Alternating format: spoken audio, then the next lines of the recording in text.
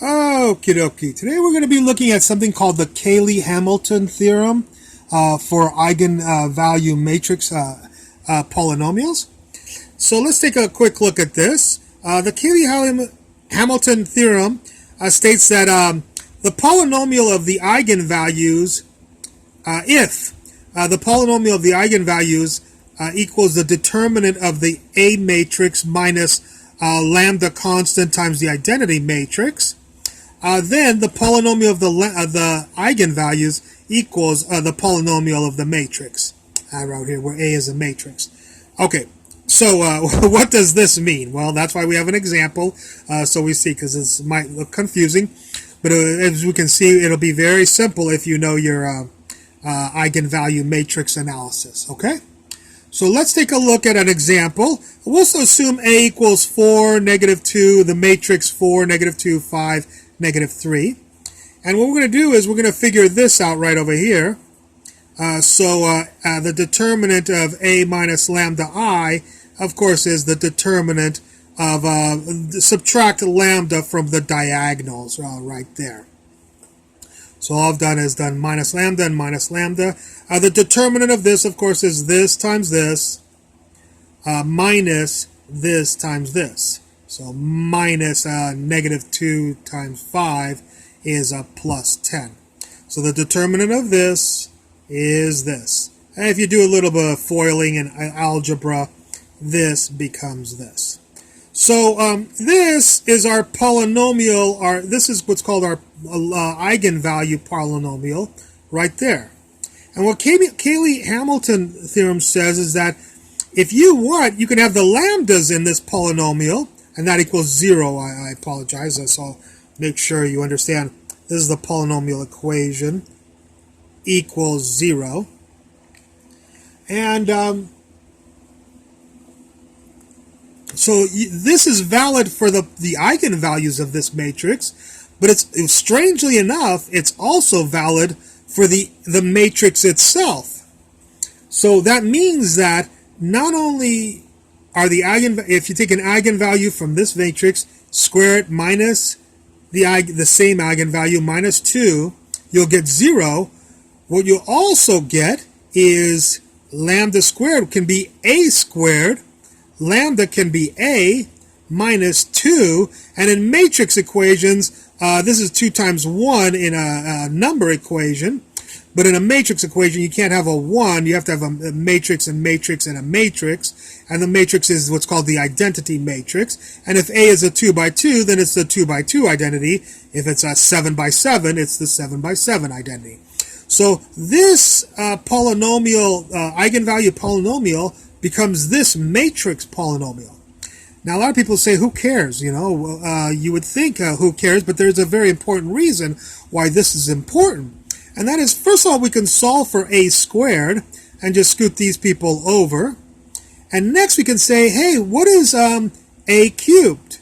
Well, A cubed is A times this, and of course it'll be A times this. A times this is A cubed, A times this is A squared, A times this is 2 times A, because A times identity is A.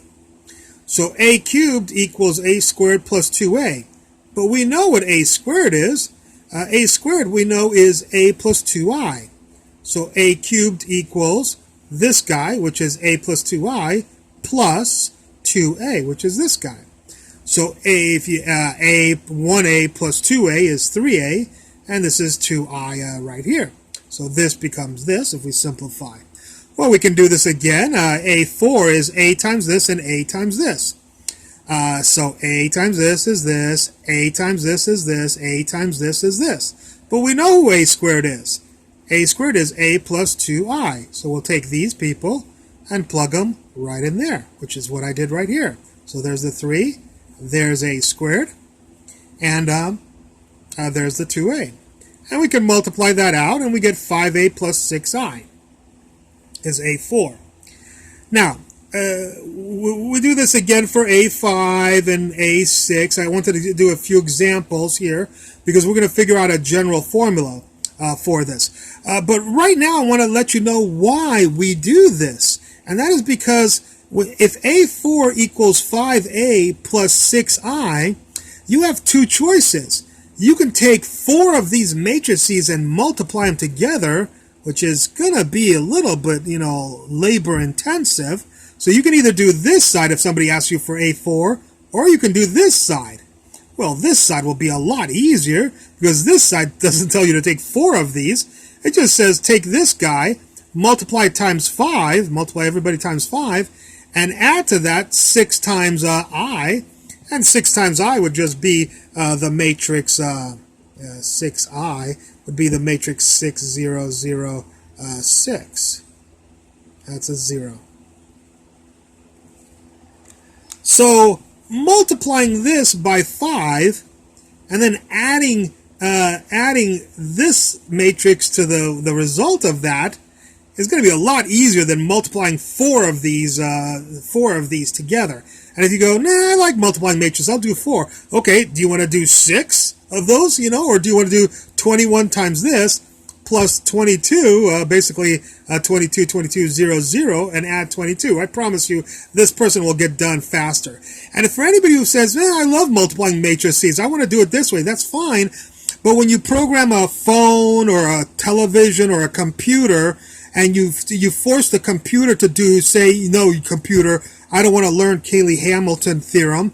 I want you to take a matrix when you're calculating something out and multiply it. Or you tell, there's another guy who knows the Cayley Hamilton theory, and he programs his computer to do this in the same way that it takes you 10 times longer to figure out the thing, on top of the fact that you probably will have a lot more mistakes since you have a lot more calculations. His will get done faster, and so his phone will be faster, his computer will be faster, his television will be faster. Anything electronically that has to be programmed with matrix analysis, this person piece of technology will work a lot faster than your technology. So I don't think you'll want the phone with people who don't know the Cayley Hamilton theorem. Okay, now again, I wanted to mention that I did this a bunch of times because we're actually going to generalize the formula of this so that you don't even have to go through this anymore. We're going to make it easier for you. But I want to make sure you understand, see all the answers, because I'm going to write. We're going to go to the next page, so you'll see this on the next page, the results.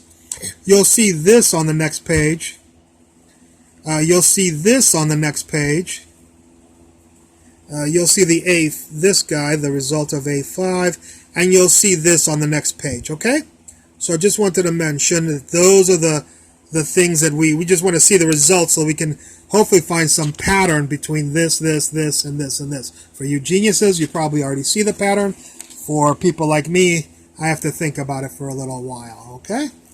So, here they all are. Again, 1a plus 2i was a squared. I've labeled them all. They're all sitting here. Okay? Now, we'd like to see if there's any pattern 1, 2, 3, 2, 5, 6, 11, 10, and 21, and 22. I'm going to cut to the chase here. Basically, if you see, it's 1 plus 2 equals 3. Let's see if that works again. 3 plus 2 is 5. 5 plus 6 is 11. 11 plus 10 is 21. Yep, that seems to work. If you want to know this number from a next power, take the previous two numbers and add them, and you'll know this number. And so we write that in a formula like this. Later on, we'll say that this coefficient in front we'll call mi, and this coefficient we'll call ni. So mi, I think we've solved. I believe mi. The next person, mi plus 1, has to equal mi plus ni. The previous two added together will give you the next one here. So I think that'll be our formula for the m guy. Let's see what the formula for the n guy is here. Well, let's see. This guy was 2, and this guy was, let's see, this guy was 3. This guy was 6. I think I saw a pattern here. 1, 2, 3, 6, 5, 10, 11, 22. That seems like a pretty simple pattern. If you want to know who Mr. N is, I think you should just take 2 times this person. And you'll always have this person, the first person. So we always have this person, so we can start the chain reaction. 2 times 1 is 2. 2 times 3 is 6. 2 times 5 is 10. 2 times 11 is 22. Yep, seems to work. So I think this will be our formula for Mr. N, and that is that the next m value is the previous m value times 2. Right there. So I think that will be our formula for the next n value. So here's our two formulas.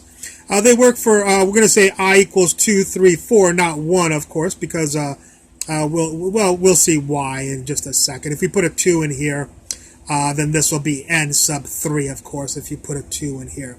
And I've decided to call it 2 because I wanted the 2's to match the powers here. We'll see that in just a second.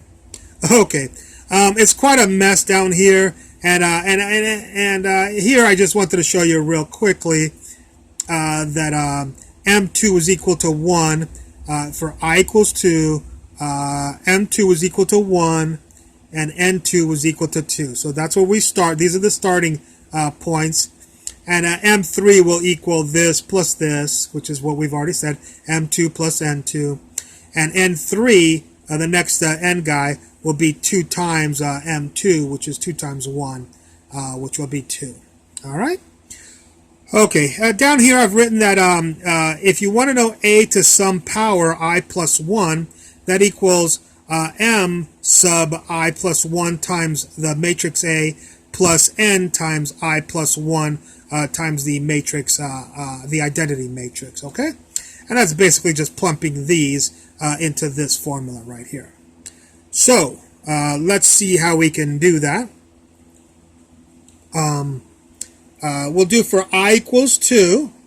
If you plug I equals 2, we have to plug them into this equation first, then this equation.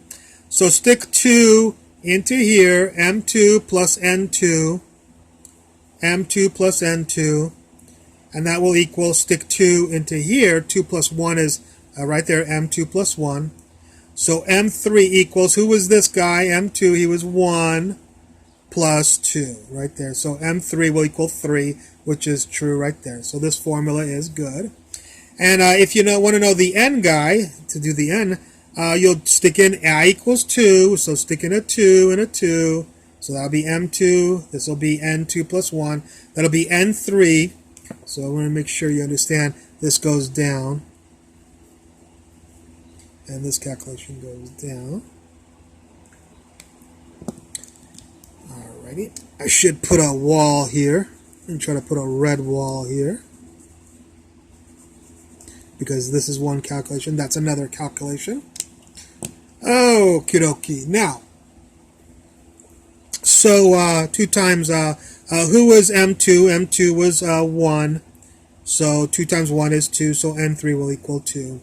And so now we can use this formula and stick in a 2 in here. So you have a to the 2 plus 1. 2 plus 1 is a 3. And that'll be the m that you calculated times a. 3 times a plus the n guy, 2 times I, right there. So we use this formula. First we'll use these formulas to calculate mi plus 1 and ni plus 1, and then we use this formula to calculate the power of the thing, and sure enough, a cubed does equal 3a plus 2i right there. All right? And by the way, I rewrote this equation because it's such a mess. I rewrote it, this equation is this equation right there.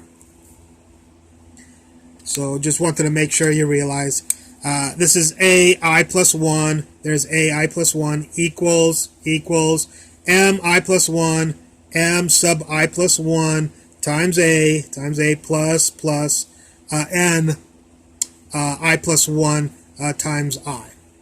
Now, what I want to do is we want to generalize this formula. And by the way, I go through another example here. I'll let you do that and prove that A4 is equal to A4. I wrote that out for you, so I'm not going to go through that. I'm going to try to shorten up this lecture a little bit.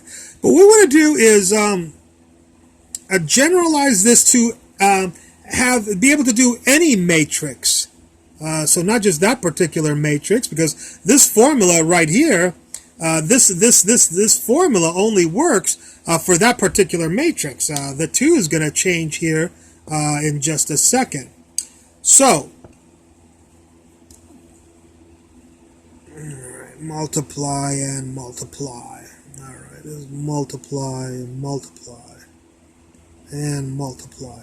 Okay, so what I propose is this is only valid for a 2 by 2. For a 3 by 3, we'll do that some other day. But only for 2 by 2, we'll always get a squared. We'll always have to do the initial analysis. A squared equals p, some constant p times matrix A plus some constant r times matrix I. And so we'll label that M2 will equal P and N2 will equal R. In this case, M2 was equal to 1 and N2 was equal, or P was equal to 1 and R was equal to 2. So here's my general matrix. If we do the eigenvalue determinant polynomial, we'll get this for the same reason we had before. You go through and do a minus lambda and a minus lambda and do the determinant of that. You'll get this. And I multiplied that out all nice for you right there. And what we realize here is, again, you'll have the matrix. Put A in here and an A in here, and solve for A squared. And if we relate these two, we realize that P here will equal F plus C, this number plus this number in your matrix. And then R will equal this times this minus this times this, E times D minus C times F. So I'm saying that if you want to do any matrix you want, let's do another example. For instance, -1, 3, 5, and 4, we'll say. Then I can figure out who P is really quickly. It's F plus C. It must be 3. And R will equal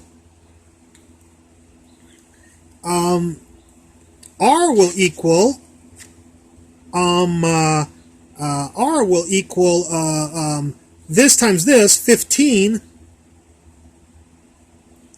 minus C times F, which is a -4, and so that equals 19. Okay, so you'll have P and R. Well, once you have P and R, you'll have the beginning again of, you'll be here with P and R, and you can start the pattern all over again. If this is 3 and this is 19, then obviously this number will be 19 times 3. So whatever 19 times 3 will be here.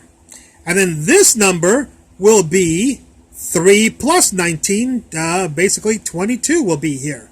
And then you'll get each one, and you can set up your equation the same way, because this has to work always when it's a squared. Okay? All right, so I just wanted to show you that we can generalize and do problems very fast and program our computers, phones, and televisions and spaceships to calculate powers of matrices very fast, which is very important in a lot of technological appliances. Thank you for watching. Look in the description of this video for any errata, and if you find any mistakes, please put in the comments. Thank you very much.